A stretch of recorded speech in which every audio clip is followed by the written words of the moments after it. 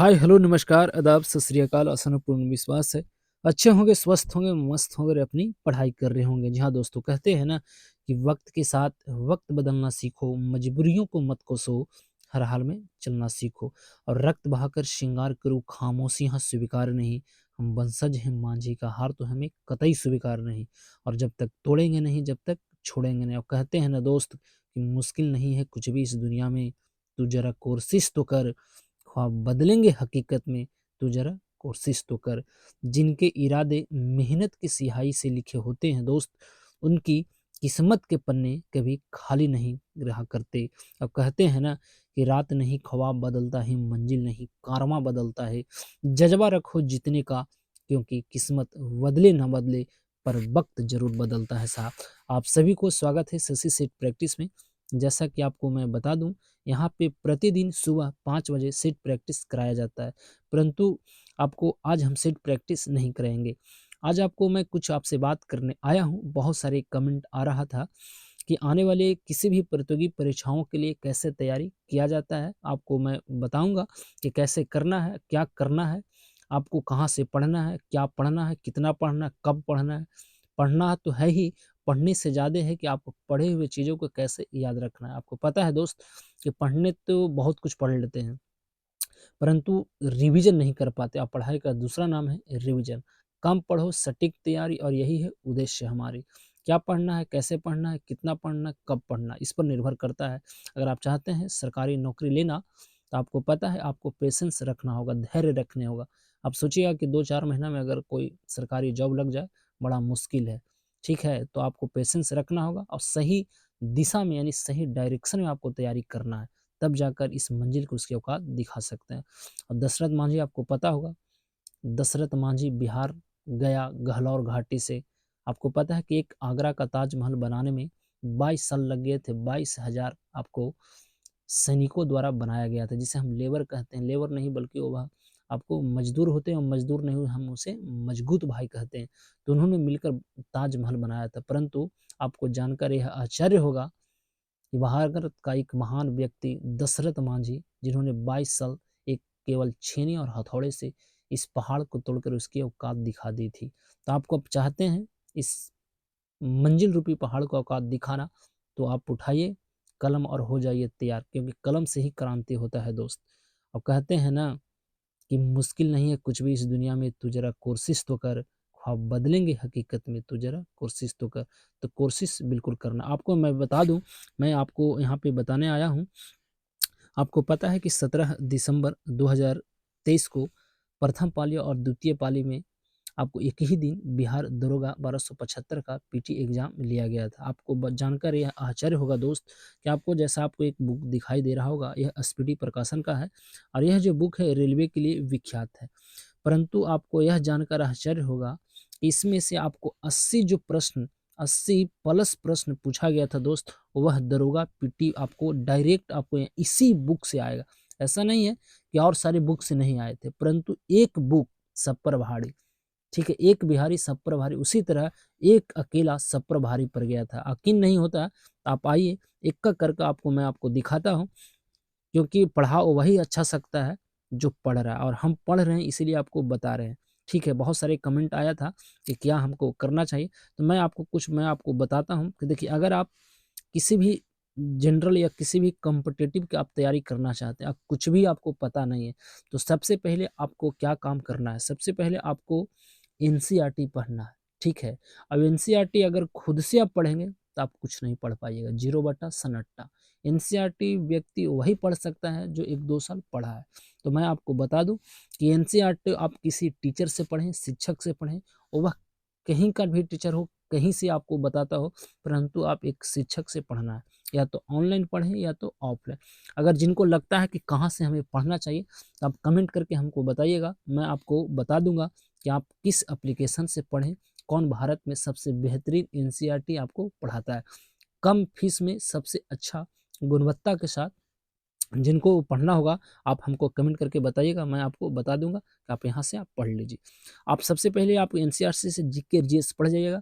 आपको पता है 99% जीके जीएस कभी बदलता नहीं है, बदलता है करंट अफेयर। मैथ रीजनिंग वही है, जीके जीएस वही है, आपको इंग्लिश वही है। तब जाकर एक आप सपना को साकार कर सकिएगा। चलिए मैं आपको ले चलता हूँ और दिखाता हूँ कि कौन-कौन सा प्रश्न इस बुक से आपको आया था। करीब 80 प्रश्न यहाँ से पूछे गए थे। पहला नंबर प्रश्न जो पूछा गया था दोस्त कि न्यूनतम केंद्र शासित लिंगानुपात पूछा गया, तो वह जो था आपको दमन और दीव 2011 की जनगणना के अनुसार। दूसरा जो प्रश्न इसमें पूछा गया था कि सर्वाधिक जनसंख्या घनत्व किस राज्य का था, तो यह जो सेकंड शिफ्ट का यह प्रश्न था।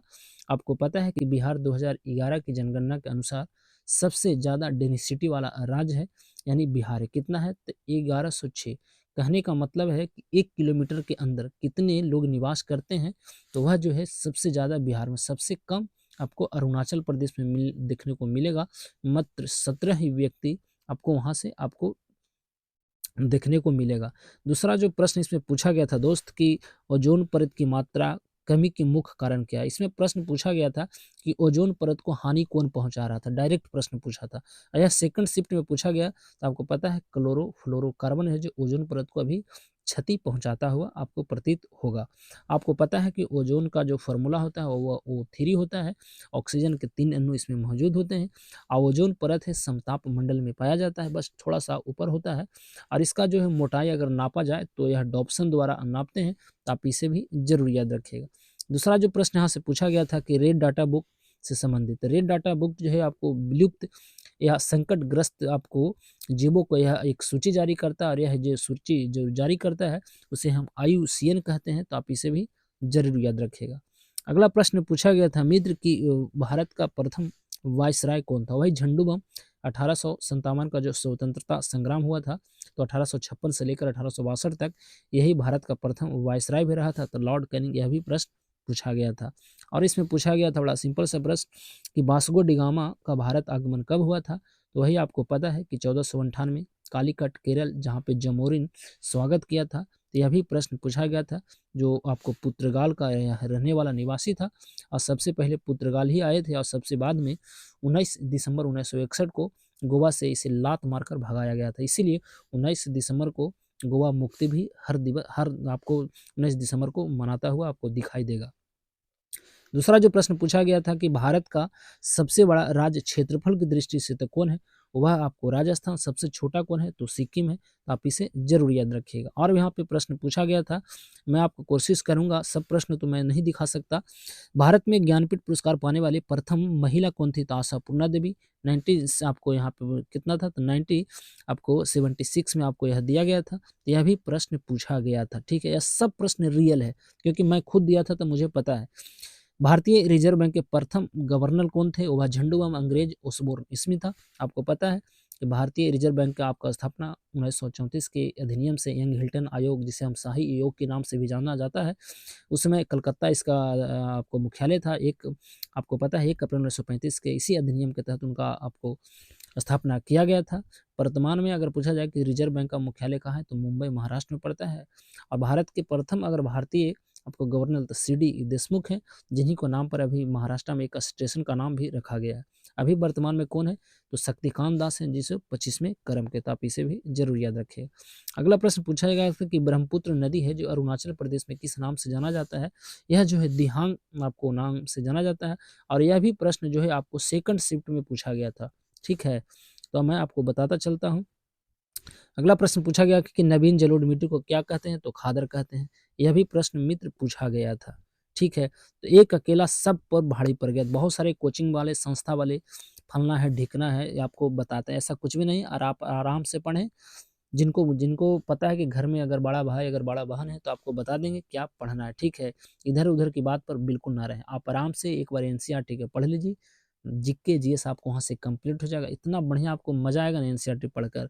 आपको पता है कि एक मंजिल अगर इमारत बनाना है तो उसकी नींव मजबूत करनी हो। अब ऐसे ही हवा में मत उड़िए। पहले आराम से पढ़िए, ठीक है? तब जाकर आपको कॉम्पिटिशन की आपको बढ़िया तैयारी कर सकेगा। एक पूछा गया था प्रश्न कि विश्व का एकमात्र तैरता हुआ काबुल नामजाओ नेशनल पार्क कहाँ है? तो वह मणिपुर में है। मैं आपको बताता हूँ। हर प्रश्न, यह देखिए प्रश्न पूछा गया था कि गौतम बुद्ध का जन्म कब हुआ था? तो लुम्बिनी में। लुम्बिनी कहाँ है? तो नेपाल में है। और यह 563 वर्ष में पूछा गया था। बहुत सारे प्रश्न पूछा गया था। अगला प्रश्न पूछा गया वत, जिसे हम सूरसेन की राजधानी कौशाम्बी कहते हैं। मगध का प्रथम राजधानी गृहरथ, जिसे हम राजगीर कहा जाता है, यह भी प्रश्न पूछा गया था। यह भी प्रश्न पूछा गया था कि प्रयाग प्रशस्ति का लेखक कौन है, तो वह हरिसेन थे। समुद्रगुप्त से संबंधित है, तो इसे यह भी प्रश्न पूछा गया था। और यह सब एकदम 100% यह जो है प्रश्न पूछा ही गया था। देखिए, एक प्रश्न ये भी पूछा गया कि अपनी राजधानी दिल्ली से दौलतानगर आपको देवगिरी मोहम्मद बिन तुगलक यही झंडू बम था जो 1327 में किया था। और देवगिरी अभी कहाँ है, तो अभी महाराष्ट्र में पड़ता है, तो आप इसे भी जरूर याद रखिएगा। दूसरा प्रश्न पूछा गया था, एक ये भी प्रश्न पूछा गया था कि आपको सिराजुद्दौला जो है इंडिया रिस्टार्ट था वो 1757 वाला, यह भी प्रश्न पूछा गया था कि रैयतवाड़ी व्यवस्था थॉमस मुनरो वाला। तो आपको सारे प्रश्न आपको देखने को मिलेगा। ठीक है, एक प्रश्न ये भी पूछा गया था कि मंगल पांडे किस आपको रेजिमेंट से संबंधित है, तो 34वीं इन्फेंट्री सिपाही रेजिमेंट। तो यहाँ पे ये भी प्रश्न पूछा गया था। ठीक है दोस्त, यहाँ पे पूछा गया था कि कांग्रेस का स्थापना कब हुआ था, आपको पता है 18 दिसंबर 1885। ए ओम झंडूमम था और वहाँ आपको हिमाचल प्रदेश में रहता था। आपको यह भी प्रश्न पूछा गया, तो ठीक है, बहुत सारे प्रश्न पूछा गया था। देश बंधु कहा जाता है चित्तरंजन दास को, तो ये भी प्रश्न पूछा गया। तो मैं आपको दिखा देता हूँ ताकि वीडियो लंबा बन जाएगा, मैं आपको दिखा देता हूँ कि देखिए कितने प्रश्न पूछा गया था। इसमें 80 प्लस प्रश्न पूछे गए थे मित्र, डायरेक्ट एक बुक सब प्रभारी। ठीक है, तो आप आराम से पढ़िए, कोई बात नहीं, कहीं भी आप तैयारी कर सकते हैं। ठीक है, आप इधर-उधर की बात पर बिल्कुल ना रहें, अपनी मेहनत और अपनी लगन और अपनी ईमानदारी पर भरोसा रखें। और कहते हैं ना दोस्त कि एक दिन में नहीं परंतु एक दिन ज़रूर आपको सफलता मिलेगा।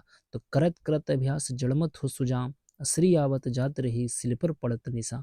तो चलिए, इसी आशाएं उम्मीद और विश्वास के साथ जिनको कोई भी प्रॉब्लम हो, तो आप जाइए कमेंट कीजिएगा और कमेंट के माध्यम से हमसे कुछ भी विदाउट एनी हेजिटेशन आप पूछ सकते हैं। तो चलिए, इसी आशाएं उम्मीद और विश्वास के साथ देते हैं अपनी वाणी को विराम और लेते हैं आपसे विदा इस वादे के साथ, फिर मुलाकात होगी एक नए वीडियो में एक नए उत्साह जुनून पागलपन के साथ। जब तक के लिए आप सही से रहें, सलामत से रहें, अपनी पढ़ाई करते रहो। कहते हैं ना दोस्त कि मायूस मत होना जिंदगी से, किसी भी वक्त तेरा नाम बन सकता है। अगर दिल में हो आग और हौसले हो बुलंद, तो अखबार बेचने वाला एक दिन कमाल अब्दुल कलाम बन सकता है। बिल्कुल अब्दुल कलाम, आपको पता है कि भारत के वह राष्ट्रपति जिसे मिसाइल मैन ऑफ इंडिया कहते हैं। तो चलिए, इसी के साथ मैं अपनी वाणी को देते हैं विराम, लेते हैं आपसे विदा इस वादे के साथ कि फिर मुलाकात होगी। जब तक के लिए आप सही से रहें, सलामत से रहें और अपनी पढ़ाई करते रहें। बूढ़े बच्चे नौजवान किसान माता पिता को सम्मान कीजिएगा। आप सभी को बहुत बहुत धन्यवाद।